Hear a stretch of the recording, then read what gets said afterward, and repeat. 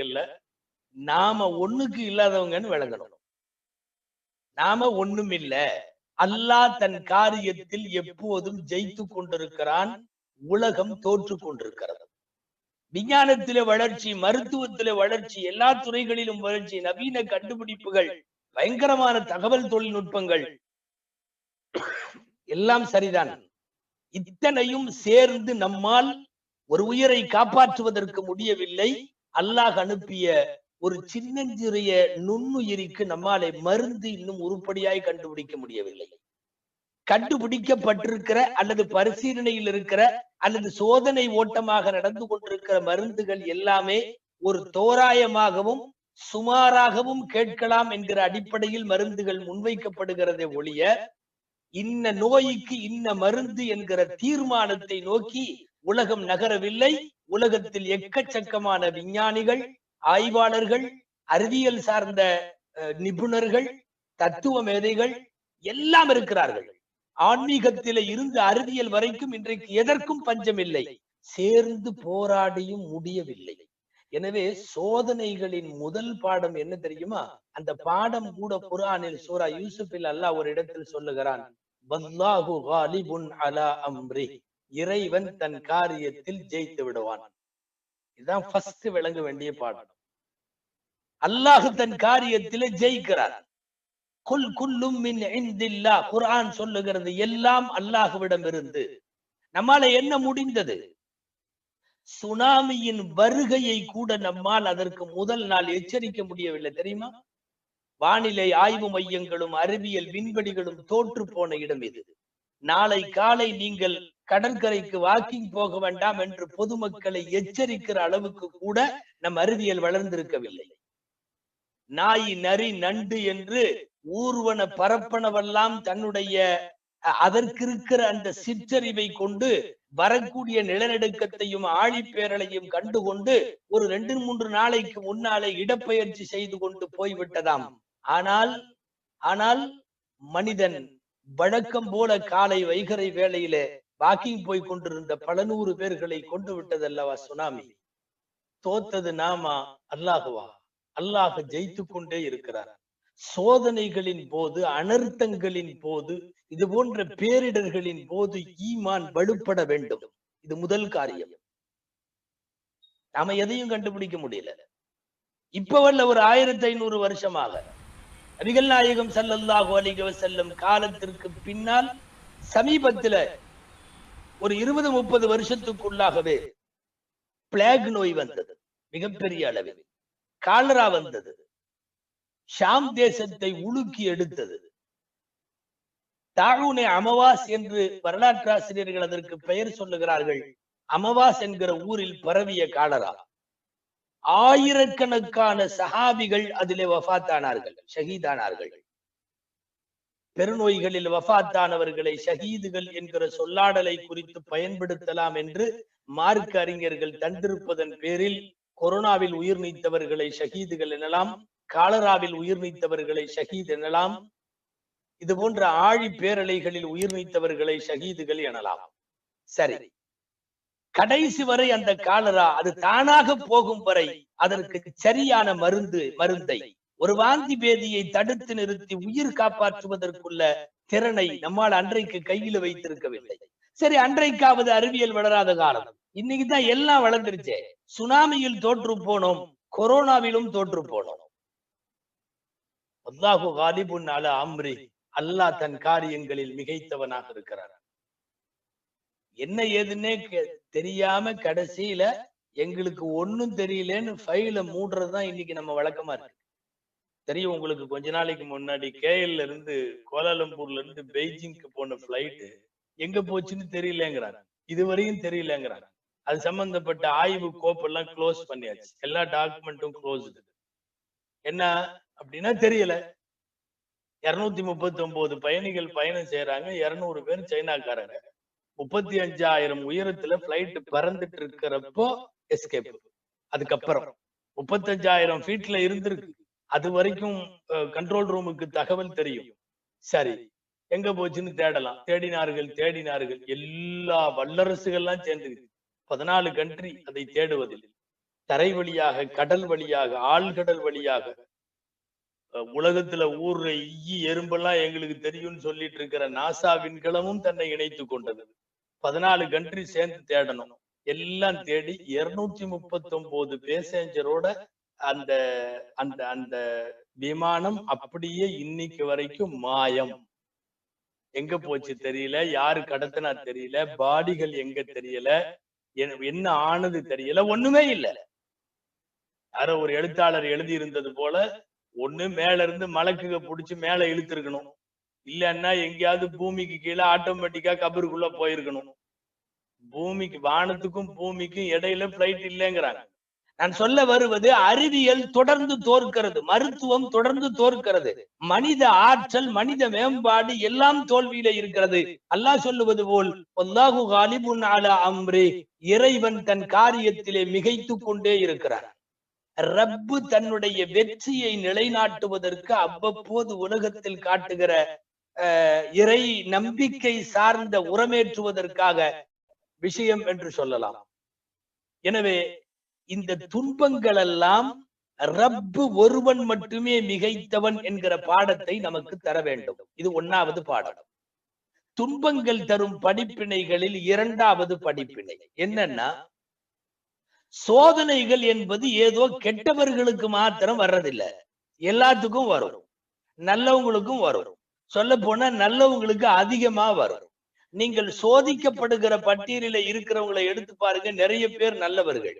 நமக்கு கூட சமயங்கள்ல ஆதங்கம் வரலாம், எவ்வளவு ஃப்ராடு வேலை பண்றான், என்னென்னமோ பண்றான், அவனுக்கெல்லாம் வரமாட்டேங்குது. ஆனாலும் கூட நல்லடியார்களுக்கெல்லாம் வருதேன்னு நினைக்கிறோம். ஆறுதலாய் நாம் மயிலிறகால் தடவி கொள்ள அன்னலாரின் வார்த்தைகள் வார்த்தை ஒன்று உண்டு. ஸல்லல்லாஹு அலைஹி வஸல்லம் சொல்லுவாங்க, அஷத்துன் நாஸி பலாஅன் அல் அன்பியா சும்மல்லம் தலுஃபல்லம் தல். மிக கடுமையான சோதனைக்கு இலக்காகுபவர்கள் முதல்ல யாரு தெரியுமா? நபிமார்கள். அதற்கடுத்து நல்லோர்கள், சித்தீகீன்கள், சாலிகீன்கள் என்று அந்த தரத்திலே உள்ளவர்கள். எனவே ரப்பால் சோதிக்கப்படுகிற போது யாரையும் பார்த்து தப்பா பேசக்கூடாது. இதுதான் 2வது பாடம். அவன் ஓவரா அக்கிரம் பண்ணா கொரோனால மௌத்தா போயிட்டான் சொல்லவே கூடாது. கொரோனாவிலே மரணித்தவர்கள் நிறைய இறைநேசர்கள் மௌத்தாக இருக்கிறார்கள், நல்லடியார்கள், மார்க்கறிஞர்கள் மௌத்தாக இருக்கிறார்கள். எனவே சோதனை என்பது நல்லவர்களுக்கு அதிகமாக வரும்.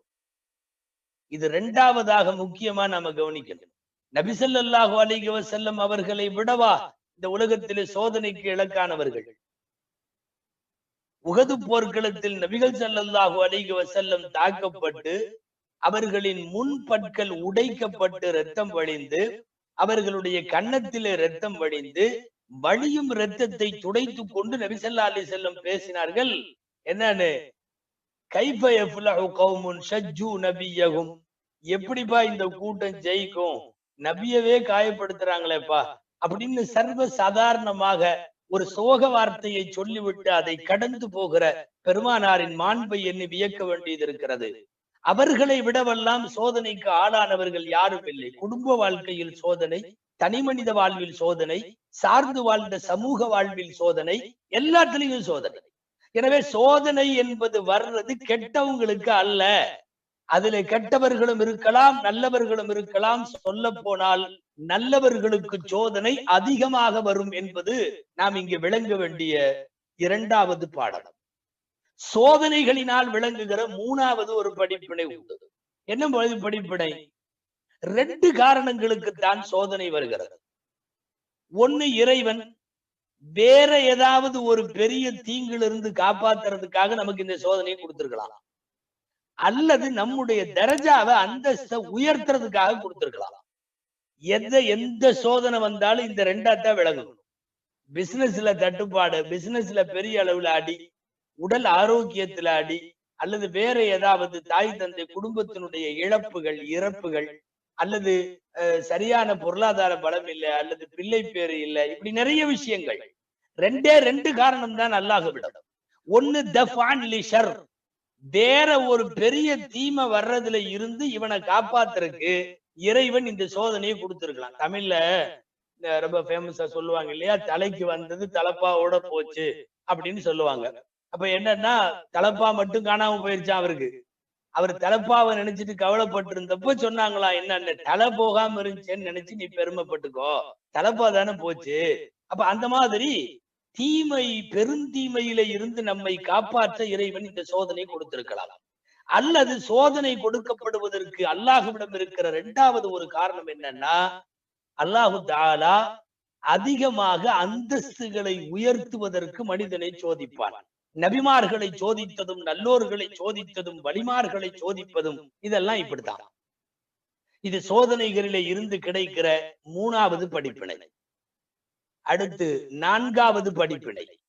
அநேகமாய் இணையதள சொற்பொழிவு என்றாலும் நீங்கள் சரியாகவே கவனித்துக் கொண்டு வருவீர்கள் என்கிற நம்பிக்கையோடு நான் தொடர்கிறேன். ஒருவேளை சொற்பொழிவின் இறுதியில் படிப்பினைகள் குறித்து வரிசைப்படுத்திய இந்த படிப்பினைகளில் ஏதாவது கேட்டால் ஒருவேளை உங்களால் சொல்ல முடியும் என்றும் நம்புகிறேன். 4வது பாடம். சோதனைகள் தரப்படுகிற போது முக்கியமா என்ன செய்யணும் தெரியுமா? நம்மளை விட மோசமா பாதிக்கப்பட்டவங்கள பார்க்கணுமா. பார்த்தா நாம பரவாயில்ல அப்படிங்கிற முடிவுக்கு வந்துருவோம். நம்ம பெரும்பாலும் அதை பார்க்கறது இல்லை. அதாவது நமக்கு வந்தது மாதிரி வேற யாருக்கும் வரலன்னு நினைச்சுக்கிறது. உலகத்திலேயே நாம மட்டும்தான் கஷ்டப்படுறோம்னு நினைக்கிறது. உண்மை அது அல்ல. நம்மளை விட மோசமா எத்தனையோ பேர் கஷ்டப்படுறாங்க. அல்லாமா சாதி ஷீராஜி அவங்க பாடுவாங்க இல்லையா, சொல்லுவாங்க இல்லையா, அழகான கவிதை. காலுக்கு செருப்பு இல்லைன்னு கவலைப்பட்டுக்கிட்டே போனா அங்க காலே இல்லாதவனை பார்த்தான், பார்த்துட்டு நான் பரவாயில்லைன்னு திருப்திப்பட்டுக்கிட்டான். அப்படித்தான் திருப்திப்பட வேண்டும். செருப்பில்லை என்கிற கவலையை விட காலே இல்லாதவர்கள் எத்தனை பேர். அப்போ உலகத்தில் ஒரு துன்பம் வருகிற போது, ஒரு நோய் வருகிற போது, ஒரு நஷ்டம் வருகிற போது, ஒரு இழப்போ இறப்போ ஏற்படுகிற போது நம்மை விட மோசமாக உள்ளவர்கள் யாரோ அவர்களை பார்த்தால் நிச்சயமாக நமக்கு ஆறுதல் கிடைக்கும். இது ரொம்ப முக்கியமான பாடம். நபி ஸல்லல்லாஹு அலைஹி வஸல்லம் மௌத்தாகி கடுமையான கவலை. யாருக்கு? அபூபக்கர் ரலியல்லாஹு அன்ஹு, உமர் ரலியல்லாஹு அன்ஹுக்கெல்லாம் ரொம்ப கவலை. அப்போ அதை ஆறுதல் படுத்தி அவர்களால் தங்களை தாங்களே தேற்றிக் கொள்ளவே முடியல. தொடர்ந்து தனிமையில இருக்கிற போதெல்லாம் அழுகுறாங்க அபூபக்கர் உமர் ரலியல்லாஹு அன்ஹு 2 பேரும். இப்ப 2 பேரும் ஒரு நாள் பேசிக்கிட்டாங்க.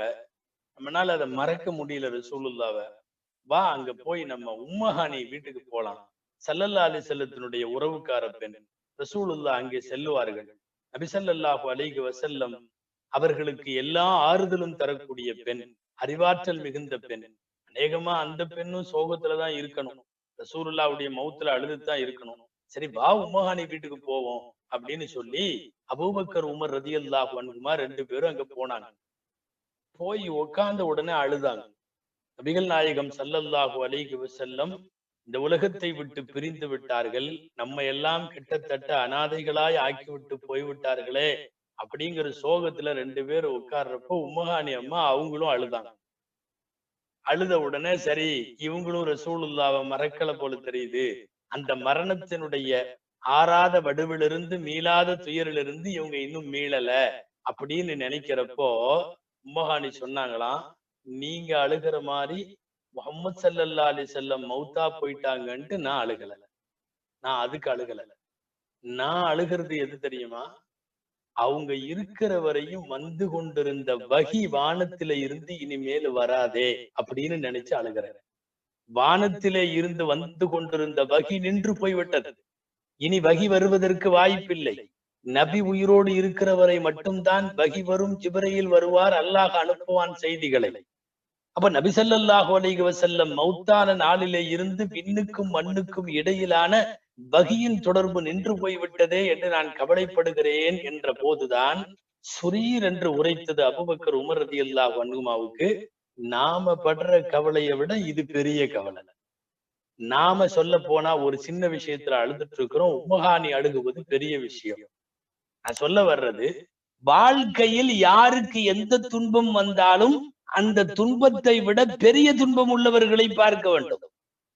நிச்சயமா, அதாவது உறுதியா சொல்லலாம், உலகத்துல வேற ஒருத்தரை பார்த்து நாம பரவாயில்லன்னு சொல்லிக்கிற அளவுக்கு அல்லாஹு தஆலா யாரையாவது வச்சிருப்பான். கடைநிலை முசீபத்துகள்ல பாதிக்கப்பட்டது நிச்சயமா நம்ம இல்ல. நம்ம கண்ணு கெட்டின தூரம் வரையுமே நிறைய பேர்த்த பார்த்திடலாம். எப்படியோ யாரையாவது பாத்திரலாம். இந்த வேடிக்கையா இந்த முல்லா நஸ்ருதீன் கதையில சொல்லுவாங்க, அவர்கிட்ட போய் சொன்னாங்களா, எப்பா உன் கழுதை காணாம போச்சுப்பான்னாங்களாம். அவரு டக்குன்னு இன்னா இல்ல வைனாலி ராஜுன்னு சொல்லிட்டு கழுதை காணாம போச்சா, நல்ல வேலை அப்படின்ட்டு சந்தோஷப்பட்டாராம்.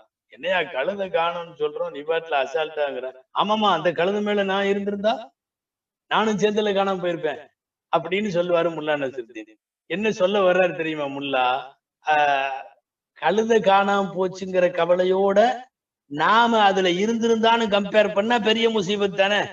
உலகத்துல கம்பேர் பண்ணி பார்த்து நாம் பரவாயில்லன்னு சொல்லிக்கிறதுக்கு அல்லாஹ் யாரையாவது நிச்சயமா வச்சிருக்கான், யாரையாவது நிச்சயமா வச்சிருக்கான். இப்ப செய்ய வேண்டியது என்ன தெரியுமா? சோதனைகள் வருகிற போது தன்னை விட அதிகமாக சோதனைக்கு ஆளானவர்களை நினைத்து பார்த்தால் அதுதான் மிகப்பெரிய படிப்பினை. பாகிஸ்தானுடைய மிகப்பெரிய முஃப்தி அல்லாமா தகி உஸ்மானி அவங்க அவங்க கிதாபுல ஒரு செய்தி எழுதுறாங்க.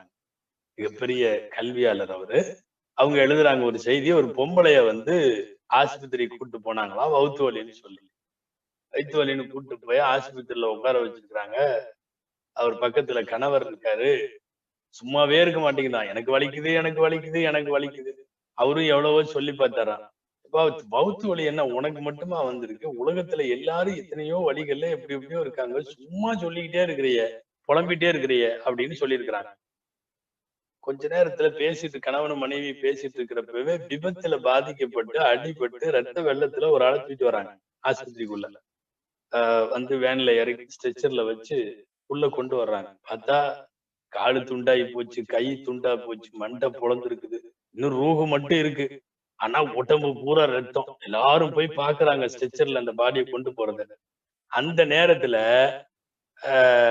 உடனே நேரா இந்த அம்மாவை கூட்டு போய் அந்த கணவர் காட்டியிருக்காரு. வா, ஒரு சின்ன வயிற்று வலின்னு சொல்லிக்கிட்டு இந்த புலம்புற, கொஞ்சம் பாரு என்ன நடக்குதுன்னு பாரு அப்படின்னு சொல்லி அந்த பாடியை காட்டுறாங்க. கை துண்டா, கால் துண்டா, உடம்பு பூரா ரத்தம், மண்டை பொழந்திருக்கு. பார்த்துட்டு எட்டி பார்த்துச்சான் அந்த அம்மா. எட்டி பார்த்துட்டு ஆமாமா ரொம்ப மோசமா அடிபட்டு இருக்குன்னு சொல்லிட்டு கணவர்கிட்ட சொல்லிச்சான், அவருக்கு வவுத்து வலி இல்லையில்ல அவருக்கு. இப்போ வவுத்து வலியும் தலைவலியும் தனக்கு வந்தா தெரியும்ன்ற மாதிரி நம்ம ஊர்ல சொல்லுவாங்க இல்லையா? தனக்கு வந்ததை மாத்திரமே பெரிய துன்பமாக கருதுதல் என்பதுதான் அதுல இருந்து மீள முடியாமல் போவதற்கான விஷயம். நாம செய்ய வேண்டியது என்ன? எந்த துன்பம் வந்தாலும் நம்மை விட பெருந்துன்பத்தில இருக்கிற ஒருவரை பார்த்து அல்லாஹ் என்னை நன்றாக வைத்திருக்கிறானே என்று நாம் அதை மனதிலே பதிய வைத்துக் கொண்டால் சோதனைகள்ல வெற்றி அடைஞ்சிட்டோன்னு பொருள். சோதனைகளின் போது நாம் கவனத்துல வைக்க வேண்டிய 4வது செய்தி. 5வது செய்தி, அல்லாஹ் நல்லடியார்கள் யாருக்காவது சோதனையை தர்றான்னா நம்ம நல்லா புரிஞ்சுக்கணும், அவர்களுடைய வருங்காலம் வளமாக இருக்க போகிறது, நல்லா இருக்க போறோம்னு அர்த்தம். சில பேர் இப்படியே இருந்து மௌத்தா போயிருவோமா அப்படின்னு எல்லாம் ஃபீல் பண்ணுவாங்க. இல்ல, மிகச்சிறந்த முறையில் அல்லாஹ் உங்களுடைய வருங்காலத்தை அமைத்து தருவான் என்பதற்கான முன்னோட்டம் ஆரம்பத்துல. குழந்தை நல்லா நடக்கிறதுக்கு முன்னாடி 10 தடவையாவது கீழே உழுகும். ஐயோ என் புள்ள உழுகுதே அப்படின்ட்டு எல்லாம் பதற முடியாது. அது விழுந்து விழுந்து விழுந்து எழுந்து நடந்து அதுக்கப்புறம் கடைசி வரை வளர்ச்சிதான். எனவே குழந்தை நடைபழகுவது போல் சோதனைகள் என்பது இருக்கும். யூசுப் அலைஹிஸ்ஸலாமுடைய அழகான வரலாறு குரான்ல வருது. குரான்ல அல்லாஹ் சொல்ற வரலாறுகள்ல அவனே அழகிய வரலாறுன்னு சொல்றது அந்த வரலாறு தான். எதை? யூசுப் அலைஹிஸ்ஸலாமினுடைய வரலாறு. அஹ்ஸனல் கஸஸ்ன்னு அல்லாஹ் சொல்றான், சரித்திரங்களில் அழகிய சரித்திரம்னு. என்னாச்சு? எல்லாம் கூட இருந்த சகோதரர்கள் எல்லாம் தூக்கி கிணத்துல போட்டாங்க, மாபெரும் சோதனை. அங்கிருந்து தூக்கி வந்தா அடிமையா கொண்டு போய் சந்தையில வித்துட்டு போயிட்டானுங்க, அது அதை விட பெரிய சோதனை. கிணத்துல இருந்து மீண்டு அடிமைத்தனத்திலிருந்து மீண்டு நல்லா இருக்கலாம்னு பார்த்தா பொம்பளைங்க விஷயத்துல பல ஃபித்னாவெல்லாம் நடந்து ஜெயில தூக்கி போட்டாங்க, அது விட சேதனை. யோசித்து பாருங்கள், ஒரு பாரம்பரியமான நபிமார்களின் குடும்பத்தில வந்த ஒரு பிள்ளை ஆள் கிணத்துக்குள்ளே கிடக்கிறது, கடை வீதியிலே அடிமையாய் விற்கப்படுகிறது, ஜெயிலிலே கைதியாய் கிடக்கிறது. இதெல்லாம் வாழ்க்கை பூரா நடக்குது. ஃபைனல் ஸ்டேஜ் என்ன தெரியுமா? எகிப்து தேசத்தின் அரசர் யூசுப் அலைஹிஸ்ஸலாம். அரச கட்டளுக்கு அந்த சிம்மாசனத்திற்கு கொண்டு போய் இவர்களை அமர வைக்க ரப்புல் ஆலமீன் எடுத்துக்கொண்ட முயற்சிகள் படிக்கட்டுலதான் இதெல்லாம் வருது. கிணறு வருது, அடிமை வருது, ஜெயிலு வருது, ஊர் மக்கள்கிட்ட திட்டு வருது, என்னென்னமோ வருது. இத்தனை சோதனைகளையும் தாண்டி நிற்கிற போது நாட்டை ஆளுகிற அதிபர் என்கிற அலங்காரத்தை அல்லாஹ் தருகிறார். இது போன்ற துன்பங்களில இருந்து நாம் பெற வேண்டிய படிப்பினைகள்ல இன்னொரு படிப்பினை என்ன தெரியுமா? யா அல்லாஹ், எனக்கு இந்த சோதனையை நீ கொடுத்துட்ட, எனக்கு இதை விட சிறந்ததை எனக்கு கொடு, என்னுடைய இழப்பை சரி செய்து அதை விட சிறப்பானதை எனக்கு கொடுன்னு அல்லாஹ்ட்ட கேட்கணும். இது ஒரு முக்கியமான பாடம். சோதனைகளுடைய விஷயங்கள்ல தரப்படுகிற பாடம். ஹதீஸ்ல அதுக்கு ஒரு துவா கூட இருக்கு. அல்லாஹும்ம அஜுர்னி ஃபீ முஸீபத்தி வஹ்லுஃப்னி கைரம் மின்ஹா.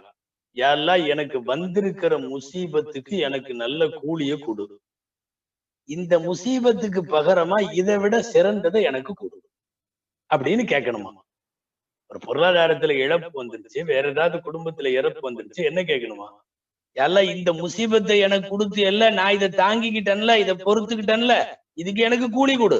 அடுத்து வஹ்லுஃப்னி கைரம் மின்ஹா, இதை விட சிறந்ததை எனக்கு பகரமாக கொடுன்னு கேட்கணுமா? இது துன்பங்களின் போதுள்ள மிக முக்கியமான பாடம். நீ கேள்விப்பட்டிருக்கலாம், நபி ஸல்லல்லாஹு அலைஹி வஸல்லமுடைய மனைவிமார்களில் ஒருவரின் வரலாறு. சும்மா சின்ன நிகழ்ச்சி தான் சொல்லிடுறேன். அபூ சலமான்னு ஒருத்தர் இருந்தார். அபூ சலமா நபி தோழர். அவர் மனைவிதான் உம்மு சலமா. கணவர் அபூ சலமா, மனைவி உம்மு சலமா, 2 பேர். இந்த 2 பேருக்கு அல்லாஹ் நிறைய பரக்கத்துகளை கொடுத்திருந்தான். திடீர்னு அபூ சலமா மௌத்தாயிட்டார். 3 குழந்தைகளை விட்டுட்டு, இந்த அம்மாவையும் விட்டுட்டு மௌத்தா போயிட்டாரு. உம்மு சலமா தவிச்சு போயிட்டாங்க, அழுதாங்க, ரொம்ப கல்புல கவலை, கண்ணீர். ஆனாலும் இந்த நினைப்பு வந்துச்சு. ரசூலுல்லாஹி ஸல்லல்லாஹு அலைஹி வஸல்லம் சொல்லியிருக்காங்கல்ல, அந்த துஆவை கேட்போம் அல்லாஹ்ட்ட. ஒரு பெரிய முசீபத்தை எல்லாம் அல்லாஹ் கொடுத்திருக்கான். குழந்தை குட்டிகளோட விட்டுட்டு கணவர் மௌத்தா போயிட்டாரு, சரி துஆ செய்யலான்ட்டு துஆ செஞ்சாங்க. அல்லாஹும்ம அஜுர்னி ஃபீ முஸீபத்தி. நான் மேல சொன்ன துஆ, யா அல்லாஹ், என்னுடைய முசீபத்துல எனக்கு நல்ல கூலியை கொடு. சரி, அடுத்த வரி என்ன? ஓதலாத வஹ்லுஃப்னி கைரம் மின்ஹா, இவரை விட சிறந்தவரை எனக்கு பகரமா கொடு. அந்த இடத்துல அவங்க ஓதாம கொஞ்சம் நிறுத்தி யோசிச்சாங்க. என் கணவர் அபூ சலமாவை விட சிறந்தவங்க யாரு இருக்க போறா? நான் இதை கேட்கிற மனசு வரமாட்டேங்க. அபூ சலமாவும் நானும் அப்படி ஒரு பிரியத்திற்குரிய ஜோடிகளாக வாழ்வாங்கு வாழ்ந்தோம். நாங்கள் அப்படிப்பட்ட பிரியத்திற்குரிய காதல் ஜோடிகள். அபூ சலமாவை விட சிறந்தவரை கொடுன்னு கேட்டா லேசா மனசுக்குள்ள நெருடல். சரி, இருந்தாலும் அல்லாஹ் ரசூலுடைய உத்தரவு இப்படி ஒண்ணு கேட்க சொல்லியிருக்காங்க. கேட்டாங்க அந்த அம்மா. என்னன்னு? இந்த முசீபத்துல எனக்கு கூலி கொடு, வஹ்லுஃப்னி கைரம் மின்ஹா, இதை விட சிறந்ததை எனக்கு பகரமாக கொடுன்னு கேட்டாங்க. ஒரு சில நாட்களிலேயே இத்தா முடிந்ததற்கு பிறகு நபி ஸல்லல்லாஹு அலைஹி வஸல்லம் அவர்களுக்கு அல்லாஹ் உத்தரவிட்டான். விதவை பெண்ணான உம்மு சலமாவை மறுமணம் செய்து கொள்ளுமாறு அல்லாஹ் உத்தரவிட்டான். உம்மு சலமாவிடத்துல நாயகம் திருமண விருப்பத்தை சொன்னார்கள். உம்மு சலமா தான் கோபப்படக்கூடிய பெண் என்று சொல்லி பார்த்தார்கள், மறுத்தார்கள், முடியல. இந்த குழந்தைகள்லாம் எனக்கு இருக்குது, என்னால நான் பராமரிக்க வேண்டியது இருக்குது, வேணான்னு சொன்னாங்க. எல்லாத்துக்கும் நபி ஸல்லல்லாஹு அலைஹி வஸல்லம் பதில் சொன்னார்கள், உனது கோபத்தை அல்லாஹ் சாந்தமாக்கி தரட்டும், உனது பிள்ளைகள் இனிமேல் எனது பிள்ளைகள். இப்படி எல்லாம் சொல்லி உம்மு சலமாவை திருமணம் செய்து ரசூலுல்லாஹ்வோடு வாழுகிற போது அவர்கள் இதை சொல்லுகிறார்கள். அபூ சலமாவாகி என் முன்னாள் கணவர் இறந்த போது இதைவிட சிறந்ததை எனக்கு தா என்று நான் கேட்பதிலே எனக்கு நெருடல் இருந்தது. ஆனால் அந்த நெருடலை தாண்டி நான் அதை அல்லாஹ் ரசூல் சொன்னதற்காக கேட்டேன். கேட்டதற்கு பின்னாலே என்ன நடந்தது? அத்தனை பேருக்கும் நபிகள் நாயகம் ஸல்லல்லாஹு அலைஹி வஸல்லம் சொன்னது போல் கேட்டதற்காக இறைவன் மிகப்பெரிய கூலியை கொடுத்தான். இப்போ நல்லோர்களின் சோதனைகளின் போது காக்கப்படுகிற பொறுமை என்பது அவர்களுக்கு மிகப்பெரிய வருங்காலத்தை தந்திருக்கு. என்ன முக்கியமான விஷயம் தெரியுமா? சோதனை வந்தாலும் அல்லாஹ்வை பத்தி நல்ல அபிப்பிராயம் தான் பேசணும். இது ஒரு முக்கியமான துன்பத்தின் போது உள்ள படிப்பினை. சில பேர் அன்வான்டா ஏதாவது வார்த்தைகளை விட்டுருவாங்க. யாராவது வீட்டுல மௌத்தா போயிட்டாரு, கம்மி வயசுன்னு வச்சுக்கோ, யாரெல்லாம் உனக்கு கண் இல்லையா, உனக்கு காது இல்லையா, என் பையன் தான் கிடைச்சானா, ஊர் உலகத்துல யாருமே இல்லையா, இப்படி எல்லாம் பேசுவாங்க. இது சோதனைகளின் போது பொறுமை காப்பதல்ல, இது இறைவனை நிந்திப்பதுன்னு பேரு. ரொம்ப மோசம். இறைவனை நிந்திப்பது இது சரியில்லை. எந்த சோதனைகள் வந்தாலும் பொறுமையோடு எதிர்கொள்ள வேண்டும். அதே ரப்பிட்ட திரும்ப கேட்கணும். அவன்கிட்ட தான் புடிச்சு உழுக்கணும். நீதான் இந்த நோயை எனக்கு தர முடியும், நீதான் ஷிஃபாவையும் தர முடியும். உன்னை தவிர உலகத்துல வேற யாரும் ஷிஃபா தர முடியாது. மருத்துவர்கள் தோற்கும் இடத்தில் நீ இருக்கிறாய், வைத்தியர்கள் கைவிரிக்கும் இடத்தில் நீ இருக்கிறாய், எங்களினுடைய வைத்திய சாலைகள் எல்லாம் மூடப்படுகிற இடத்தில் நீ இருக்கிறாய். யாருக்கும் அதாவது குணப்படுத்த முடியாத நோயை தருவதற்கும் உனக்கு தெரியும், எந்த நோயையும் குணப்படுத்தவும் உனக்கு தெரியும். குழந்தைய அம்மா அடிச்சதுன்னா அம்மா யார்கிட்ட போகும்? பக்கத்து வீட்டு பொம்பளைட்டியா போகும்? திரும்ப அதே அம்மாவுடைய மடிக்கு போகும். அடிக்கிற அம்மாவின் மடியிலேயே திரும்ப போய் அணைந்து கொள்ளுகிற குழந்தையை போல், அரவணைத்துக் கொள்ளுகிற தாயை போல் நாம் அவன் மடியிலேயே அணைவோம், அல்லாஹ் அரவணைப்பார். அதை விட்டுட்டு தேவையில்லாத வார்த்தைகளை எல்லாம் பிரயோஜனக்கூடாது. சில பேர் நோய் வந்த உடனே ஆண்டவனுக்கு கண் இல்லையா, எனக்கு தான் இப்படி கொடுக்கணுமா, என் ஊர் உலகத்துல இருக்கிறதுக்கு இப்படி இல்லையா, அப்படி இல்லையா, நிறைய வார்த்தைகள். அவங்களுக்கெல்லாம் இப்படி ஆகுது, அவன்லாம் வியாபாரம் நல்லா பண்றானே, அவங்களுக்கெல்லாம் குழந்தை பிறகுது, ஏன் எனக்கு மட்டும் இப்படி எல்லாம் புலம்பல்கள். ரப்பிடத்திலே பொறுமையோடு பிடித்தவர்களை உழுக்க வேண்டும் அல்லாஹ். ஹதீஸ்ல அதானே வருது, குழந்தை தாயிட்ட நச்சரிக்கிற மாதிரி அல்லாட்ட நச்சரிக்கணுமா? புடிவாதம் பண்ணிட்டே இருக்கிறது, நச்சரிக்கிறது. தவறா வார்த்தை விடக்கூடாதுல்ல. ஒரு சஹாபி உடல் நலம் சரியில்லை, ஸல்லல்லாஹு அலைஹி வஸல்லம் விசாரிக்க போனாங்க. லபஸ தஹூர் இன்ஷா அல்லாஹ், தஹூர் அப்படின்னு சொன்னாங்க. தஹூர்னா நல்லா போயிரும்பா அப்படின்னு அர்த்தம், சுத்தமாயிரும், ஷிஃபாவாயிரும், ஆரோக்கியம் கிடைச்சிரும்னு அர்த்தம் தஹூர்னு. அவர் ஏதோ நோயினுடைய ஒரு தொந்தரவுலையோ என்னமோ தெரியல, கடுப்புல அல்லாஹ் மேலேயே தப்பா வார்த்தையை சொல்ற மாதிரி ஒரு மாதிரி பேசினாரு. பேச வேணான்னு சொன்னாங்க, அது மீறி பேசினாரு.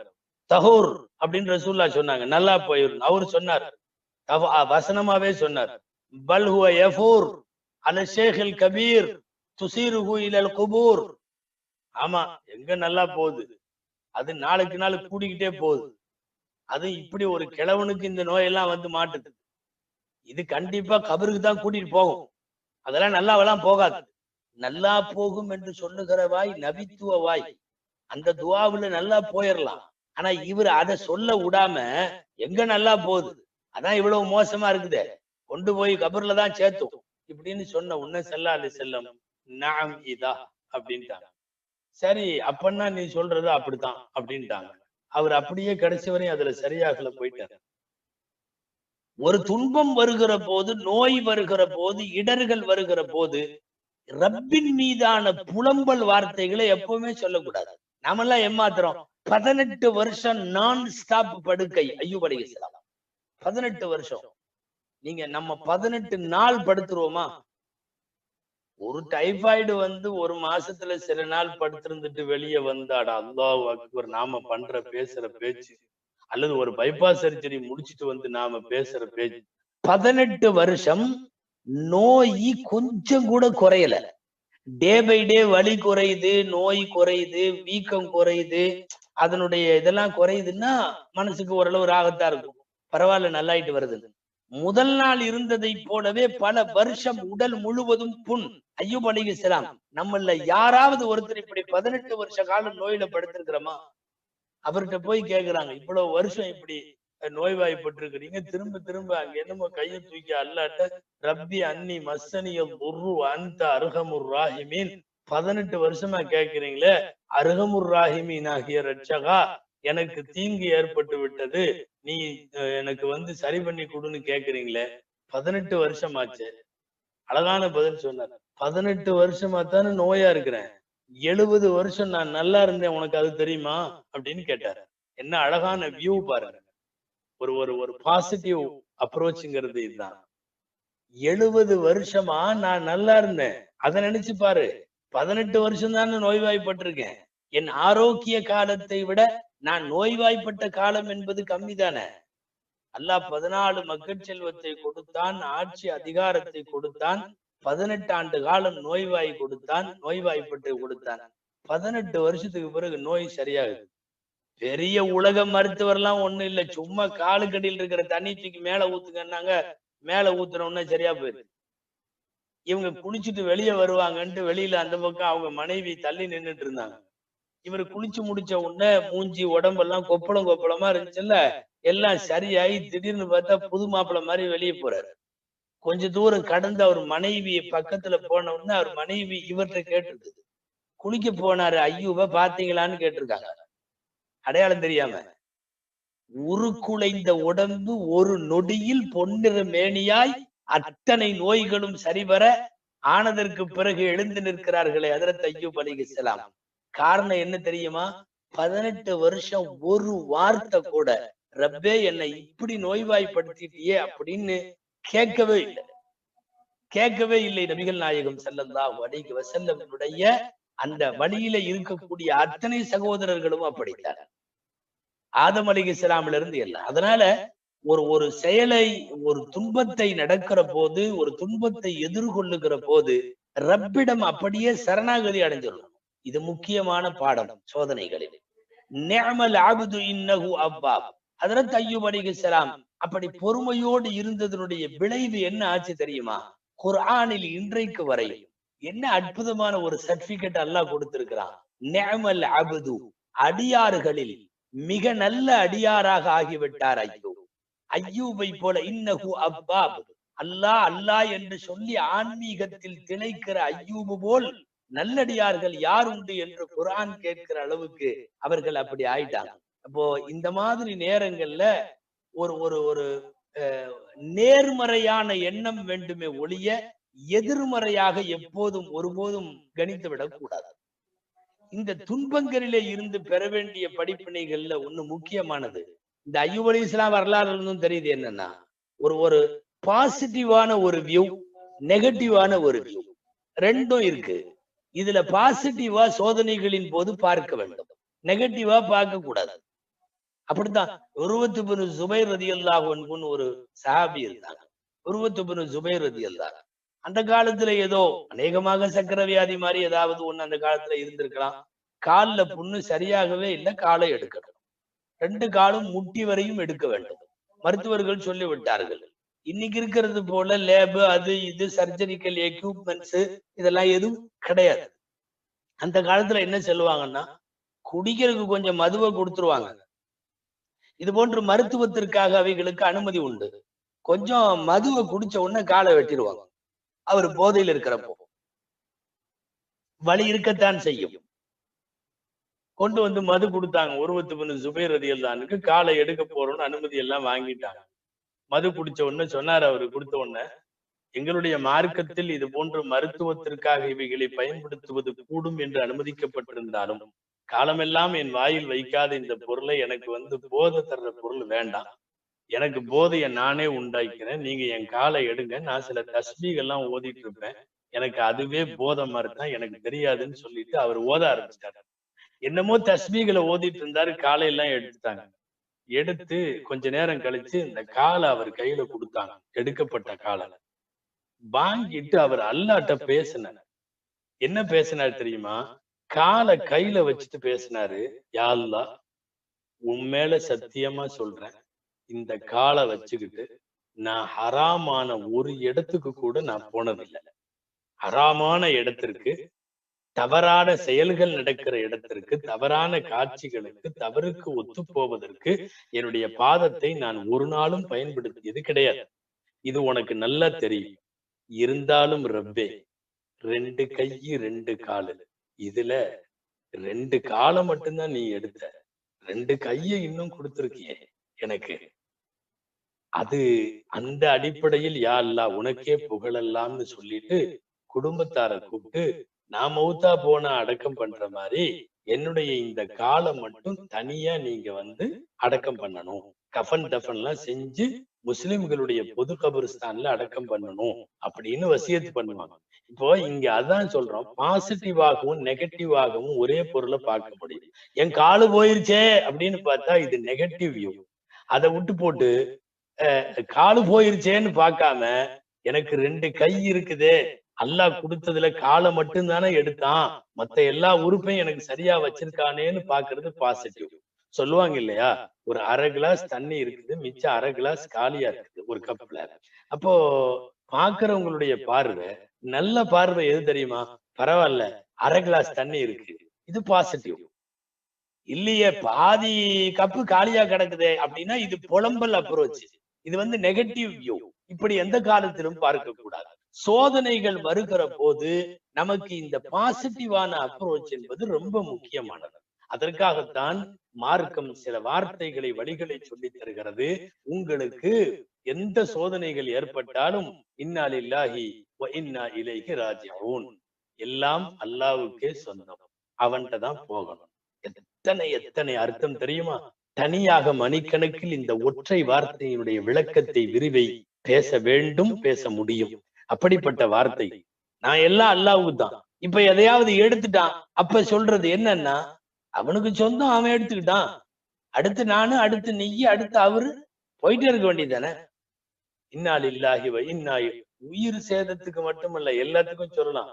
கரண்ட் போலானும் இன்னா லில்லாஹி வ இன்னா இலைஹி ராஜிஊன், கால்ல முள் குத்துனாலும் இன்னா லில்லாஹி வ இன்னா இலைஹி ராஜிஊன். ஒரு நகைச்சுவை என்ன தெரியுமா? நாம இத மௌத்துக்குன்னு பழக்கி வச்சுட்டோம்.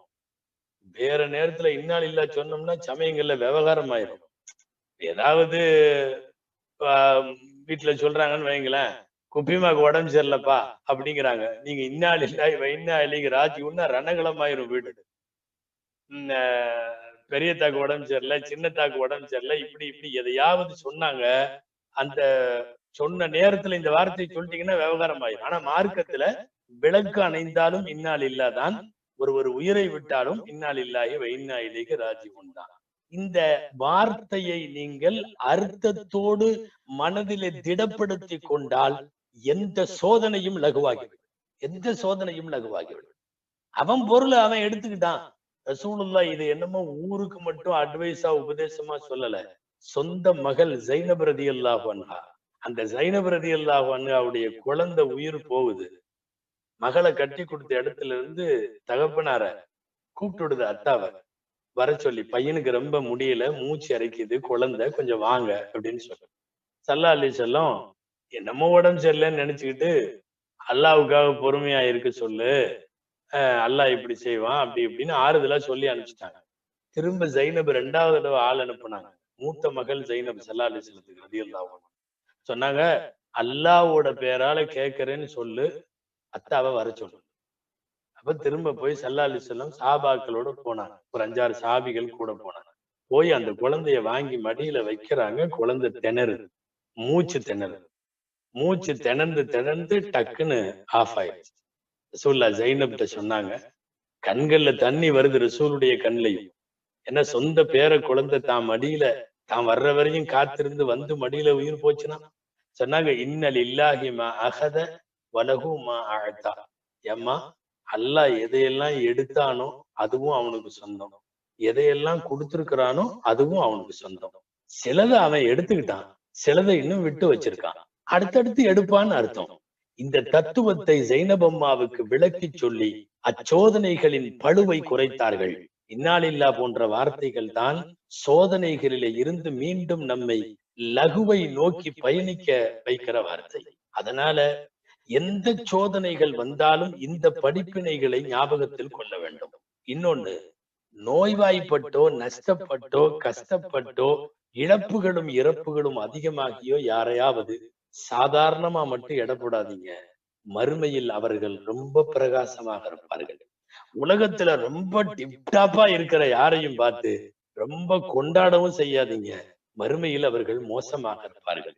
இமாம் கஸ்ஸாலி ரஹ்மத்துல்லாஹி அலைஹி கிட்ட சோதனைகளை குறிச்சு ஏதாவது சொல்லுங்கன்னு கேட்டப்போ இமாம் கஸ்ஸாலி சொன்னாங்க ரஹ்மத்துல்லாஹி, காமிலுல் ஃபிக்ஹி, மார்க்க அறிவில் பரிபூரணமான அறிவு எது தெரியுமா? மார்க்க அறிவிலேயே பரிபூரணமான அறிவு, அந்த அறிவு உள்ளவன் யாரு தெரியுமா? யஉத்துல் பலாஅ நிஅமத்தன் வர்ரகாஅ முஸீபத்தன். பலா முசீபத்து வருதல்ல, அதை அல்லாஹ் வழங்கிய கிஃப்டாக கருதுவான். ரொம்ப செல்வமும் இன்பமும் கொளிக்குதல்ல, அதை அல்லாஹ் கொடுத்த முசீபத்தாக நினைப்பான். நாம நினைக்கிற மாதிரி வளமான வாழ்வு, வெல் செட்டில்டு, கோடிக்கணக்கில் அதிபதி, இதெல்லாம் பயப்படணும், அல்லாஹ்வுடைய முசீபத்தா இருக்கலாம்.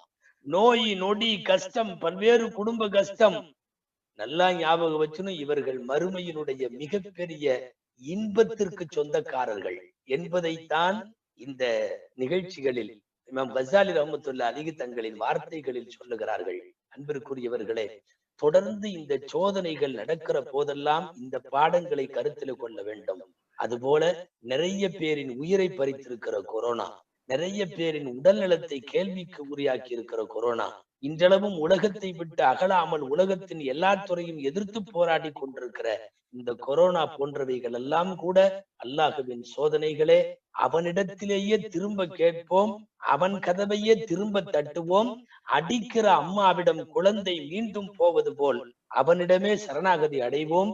எல்லாம் வல்ல அல்லாஹ் பெரிய பெரிய பலா முசீபத்துகளிலே இருந்து நம்மை காப்பாற்றி இந்த உலகத்திலும் சரி மறு உலகத்திலும் சரி வெற்றி பெற்ற வாழ்வு வாழ்ந்த மேன்மக்களின் கூட்டத்தில் அல்லாஹ் நம் அனைவரையும் சேர்ப்பானாக. ஆமீன். وآخر دعوانا أن الحمد لله رب العالمين. السلام عليكم ورحمة الله وبركاته.